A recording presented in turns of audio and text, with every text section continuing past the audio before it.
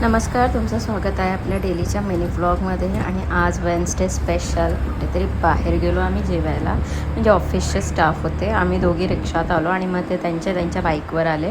ते म्हणजे मावशीच्या कॅन्टीनला इथेच गेल्या आपल्या महाराजांच्या, छत्रपती शिवाजी महाराजांचं दर्शन झालं. मस्त किल्ला बनवला आणि इथे वेटिंग ॲज युजल वेटिंगच असते. आम्ही पण इथं वेटिंगला थांबलो आणि फायनली आम्हाला सीट मिळाली. बसलो आणि वेट केला सुरमईचा. आणि ही बघा कसली भारी दिसते सुरमई थाली. रस्सा असतो, त्याच्यात कोलंबी असते, सुरमई, भाकरी, भात गरम गरम मस्त असतं. आणि सुरमईची तुकडी किती मोठी होती.